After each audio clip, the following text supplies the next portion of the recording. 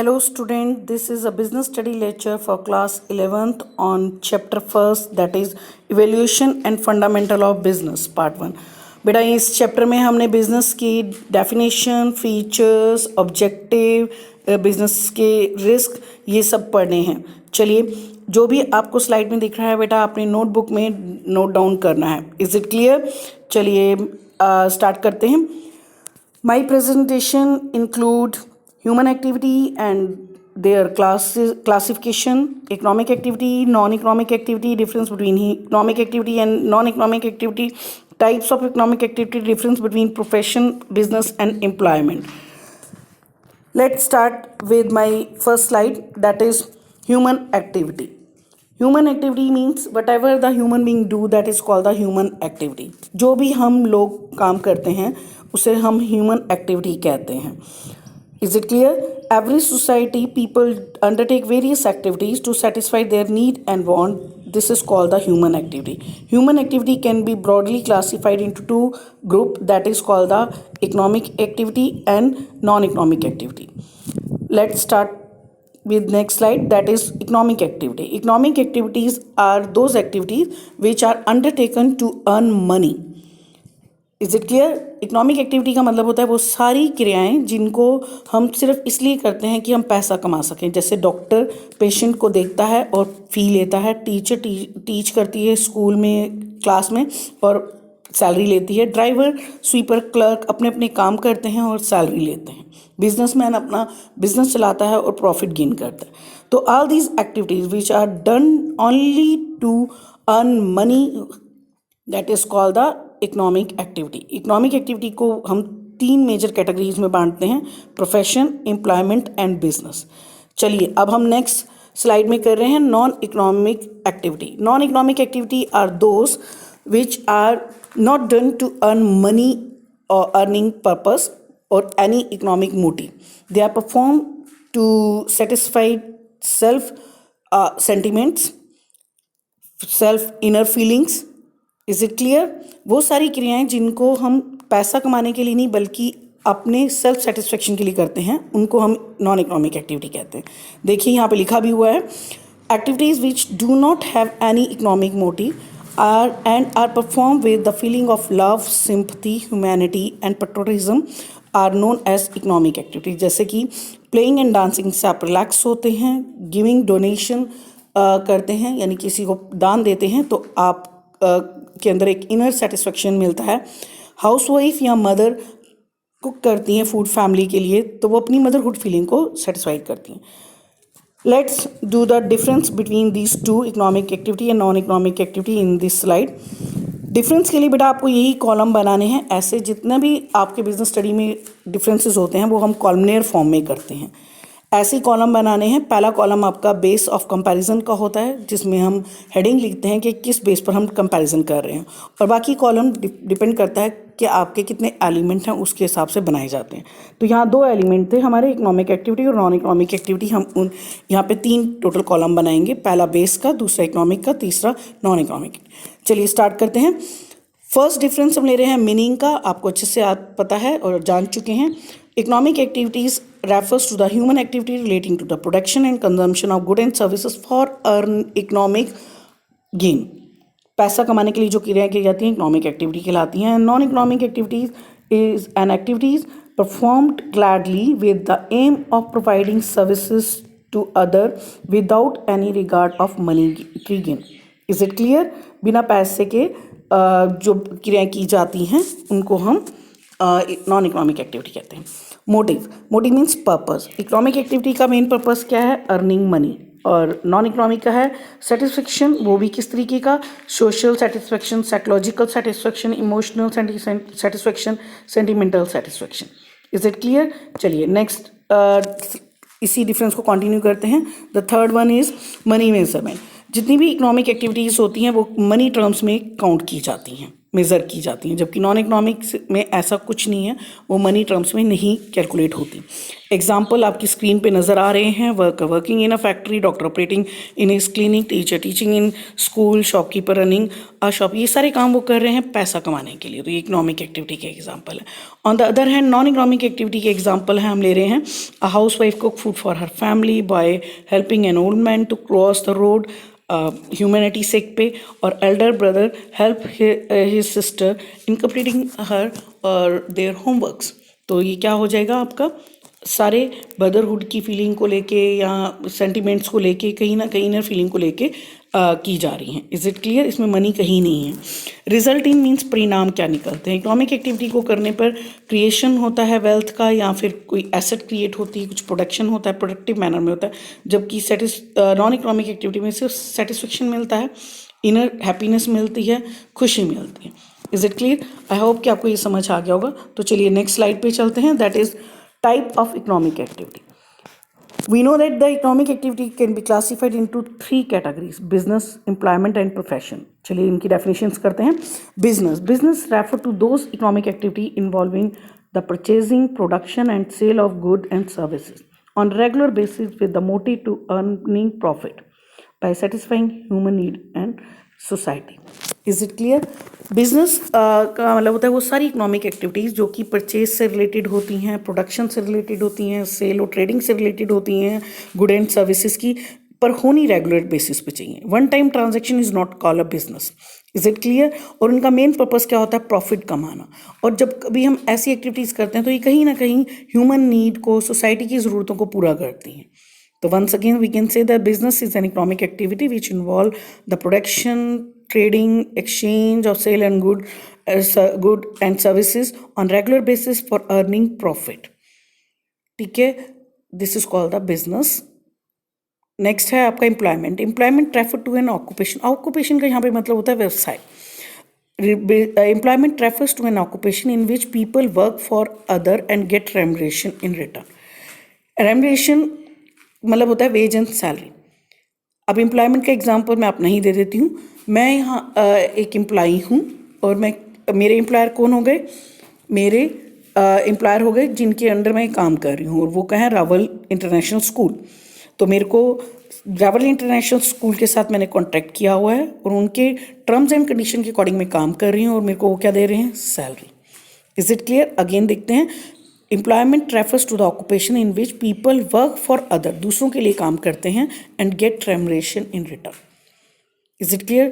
Third जो हमारा था वो क्या था? Profession. Is it clear? Profession is an also an occupation in which include all those activities which require special knowledge and skill and serve the society. Profession का मतलब होता है वो सारी नॉलेज और स्किल को लेकर, एक स्पेशल नॉलेज और स्किल को लेकर सोसाइटी को सर्व करना। This is called the profession. In every profession guidelines and code of conduct laid down by the professional body and each one have to follow them. हर profession में professional body होती है जो rule regulation code of conduct बनाती है, जिसको हर एक को फॉलो करना होता है। देखिए नीचे मैंने आपको चार्ट में भी शो किया हुआ है। देखिए प्रोफेशन, मेडिकल ले रही हूँ पहला। मेडिकल प्रोफेशन से डील करने वाले लोगों को हम क्या कहते हैं? प्रोफेशनल लोगों को कहते हैं डॉक्टर। और प्रोफेशनल बॉडी क्या होगी? Medical council of India. India में जितने भी डॉक्टर हैं वो मेडिकल काउंसिल ऑफ इंडिया के गाइडलाइंस को, कोड ऑफ कंडक्ट को स्ट्रिक्टली फॉलो करते हैं। और अगर वो ये नहीं करेंगे तो कल को उनको पनिशमेंट, इम्प्रिजनमेंट भी हो सकता है, और हो सकता है उनकी डिग्री भी जब्त कर ली जाए। Is it clear? अगला मैं प्रोफेशन ले रही हूँ लीगल। इसके लोग जो इसे अपनाए हुए हैं लीगल प्रोफेशन को, उनको हम लॉयर कहते हैं। और यहाँ पे प्रोफेशनल बॉडी है बार काउंसिल ऑफ इंडिया, जिसकी rule regulation code of conduct को सारे मानते हैं। थर्ड प्रोफेशन लिया है मैंने अकाउंटिंग। प्रोफेशनल लोग जो कहलाते हैं वो कहलाते हैं चार्टर्ड अकाउंटेंट, सीए जिन्हें हम कहते हैं। और प्रोफेशनल बॉडी है institute of chartered accountant of India. Is it clear? Next slide में we take a difference between the business, profession and employment. Call में डिफरेंस वैसे ही चलिए स्टार्ट करते हैं। कमेंसमेंट। कमेंसमेंट का मतलब होता है बेटा मोड ऑफ एस्टैब्लिशमेंट। बिजनेस कैसे इस्टेब्लिश होता है? जब बिजनेसमैन की विलनेस होती है। Is it clear? जब वो डिज़ायर करता है, यानी कि बिजनेस में commences with the decision of entrepreneur. जैसे ही बिजनेसमैन डिसीजन ले लेता है कि वो बिजनेस स्टार्ट करना चाहेगा, बिजनेस स्टार्ट हो जाएगा। अगर बिजनेस के लिए कोई लॉ एंड ऑर्डर है, कोई लॉ बना हुआ है, कोई एक्ट बना हुआ है, तो स्पेसिफिक एक्ट को फॉलो करते हुए बिजनेसमैन उस बिजनेस को कमेंस भी करेगा और रन भी करेगा। ठीक है। प्रोफेशन जो है वो तभी कमेंस हो सकता है जब आप प्रोफेशनल पर्सन की डिग्री कंप्लीट हो गई हो, वो अपनी प्रोफेशनल एसोसिएशन का मेंबर बन गया हो और उसके पास जितना एक्सपीरियंस उसे कहा जाए वो एक्सपीरियंस और सर्टिफिकेट हो प्रैक्टिस करने का। Is it clear? तभी वो अपना प्रोफेशनल फील्ड इंडिपेंडेंटली स्टार्ट कर सकता है। एम्प्लॉयमेंट में तो appointment letter, in simple word. Employment में वर्कर जो होता है या एम्प्लॉई जो होता है वो ज्वाइन तभी कर सकता है ड्यूटी को जब उसके पास सर्विस एग्रीमेंट की कॉपी हो, अपॉइंटमेंट लेटर हो, और वो एम्प्लॉई अपना काम स्टार्ट कर सकता है। दूसरा हम जो डिफरेंस ले रहे हैं वो है क्वालिफिकेशन। क्वालिफिकेशन, बिजनेस में कोई क्वालिफिकेशन नहीं। आप देखिए वेजिटेबल वेंडर्स होते हैं जो आपके यहाँ पे स्ट्रीट हॉकर्स आते हैं, वो क्या क्वालिफिकेशन, बेटा बस हिसाब आना चाहिए उन्हें करना और वो अपना बिजनेस स्टार्ट कर सकते हैं। ठीक है, इच्छा होनी चाहिए और बिजनेस स्टार्ट कर दो। जबकि प्रोफेशन के लिए मिनिमम क्वालिफिकेशन रिक्वायर्ड है, प्रिस्क्राइब्ड होती है, उन्हें वही होना ज़रूरी है। जैसे मैंने आपको बताया था कि डॉक्टर के लिए MBBS होना ज़रूरी है, प्रोफेशनल एसोसिएशन का मेंबर होना ज़रूरी है और एक टाइम पीरियड तक की ट्रेनिंग भी ज़रूरी है। Is it clear? तभी वो अपना इंडिपेंडेंट प्रैक्टिस चालू कर सकते हैं। एम्प्लॉयमेंट के लिए क्वालिफिकेशन डिपेंड करती है कि कैसा नेचर है आपका जॉब का। जैसी जॉब होगी वैसी क्वालिफिकेशन। अगर वो अकाउंट क्लर्क है तो अकाउंटिंग की नॉलेज उससे होनी चाहिए। Is it clear? थर्ड है आपका इन्वेस्टमेंट। बिजनेस में इन्वेस्टमेंट जो है मींस कैपिटल की रिक्वायरमेंट कैसी होगी, डिपेंड करता है बिजनेस का साइज और स्केल क्या है। लार्ज स्केल बिजनेस है तो लार्ज कैपिटल की रिक्वायरमेंट है और स्मॉल स्केल बिजनेस है तो small, depend upon the size scale of business. ठीक है। प्रोफेशन में ज़्यादा बिजनेस के हिसाब से कम रिक्वायरमेंट होती है कैपिटल की, क्योंकि हमने बस उतन क्लिनिक बनाने के लिए या फिर एक डेस्क लेने के लिए या फिर एक छोटा सा ऑफिस बनाने के लिए ही हमें जो है पैसे की ज़रूरत होती है। बाकी तो हमने अपनी नॉलेज और को ही यूज़ करते हुए अपनी पर्सनलाइज सर्विसेज रेंडर करनी है। Is it clear? Next employment के लिए तो कैपिटल की ज़रूरत ही नहीं होती, क्योंकि आप अपॉइंटमेंट लेटर भी आप लेने से पहले आपको इंटरव्यू देना है, वो भी एम्प्लॉयर ने कंडक्ट करना है। अगर आप एप्लीकेशन फॉर्म भी भरते हैं तो वो भी एम्प्लॉयर ही देगा, तो इसमें आपको ज़्यादा खर्चे की ज़रूरत नहीं होती। चलिए डिफरेंस के लिए नेक्स्ट स्लाइड देखते हैं। फोर्थ डिफरेंस है रिस्क। रिस्क मीन्स जोखिम बिजनेस में सबसे ज़्यादा होता है, क्योंकि बिजनेस में इनकम अनसर्टेन होती है। हम ये नहीं कह सकते जितनी आज हम कमाई कर रहे हैं उतनी ही कल हमारी इनकम होगी, नहीं, हम नहीं कह सकते। तो ये अनसर्टेनिटी उसको रिस्क राइज करती है। प्रोफेशन में लिटिल बिट रिस्क कम होता है उसके कंपैरेटिव, बिजनेस के कंपैरेटिवली कम होता है, और एम्प्लॉयमेंट में तो होता ही नहीं। अगर आपकी एम्प्लॉयर की गलती से भी कोई काम हो गया तो भी एम्प्लॉयर ने रिस्क उठाना है, और एम्प्लॉई की गलती से भी कोई जोखिम हो जाता है तो भी एम्प्लॉयर ही उठाएगा। हाँ, एम्प्लॉई को वो पेनल्टी और पनिशमेंट दे सकता है पर पूरा रिस्क कवर नहीं कर सकता। Is it clear? Transfer of interest. Transfer of interest का मतलब होता है कि अपना बिजनेस या अपना काम किसी को हैंड ओवर करना। बिजनेस थोड़ी सी लीगल फॉर्मेलिटी करके ये जो है बिजनेसमैन अपना बिजनेस ट्रांसफ़र कर सकता है अपने लीगल हायरर को। Is it clear? प्रोफेशन में ऐसा नहीं हो सकता। एक डॉक्टर अपने बेटे को अपना प्रोफेशन नहीं ट्रांसफ़र कर सकता। क्वालिफाइड भी होगा उसका बेटा या कोई लीगल हायर, तो भी उसको वो अपने नाम पे प्रैक्टिस करेगा, अपने फादर या किसी और के नाम पे नहीं। क्लिनिक मिल जाएगा पर उसको वो जो ट्रीटमेंट का तरीका है या अदर थिंग है वो उसे खुद अपने प्रैक्टिस से गेन करनी पड़ेगी, उसके फादर नहीं दे सकते। Is it clear? एम्प्लॉयमेंट में भी ऐसा है, अगर कोई लीगल हायर एम्प्लॉय लेता भी है तो वो उसके नाम पे नया कॉन्ट्रैक्ट बनेगा, तो ये तो नहीं हुआ ना।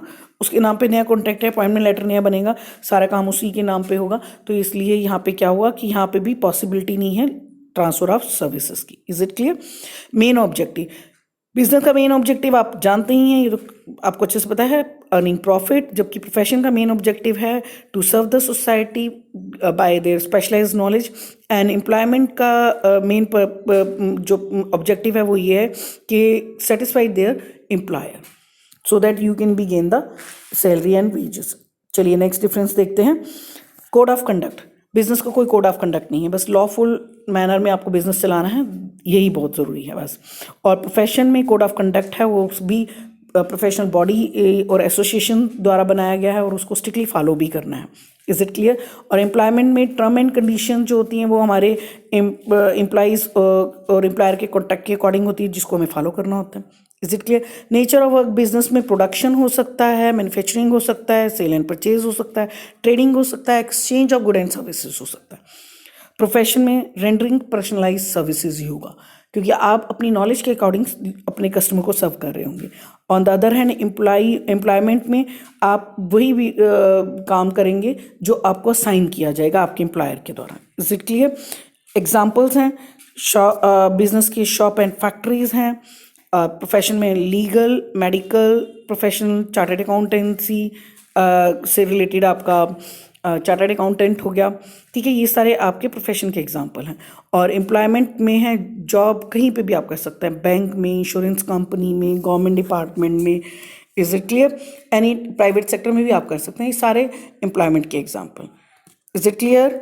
आई होप आपको समझ आ गया होगा। Okay, thank you.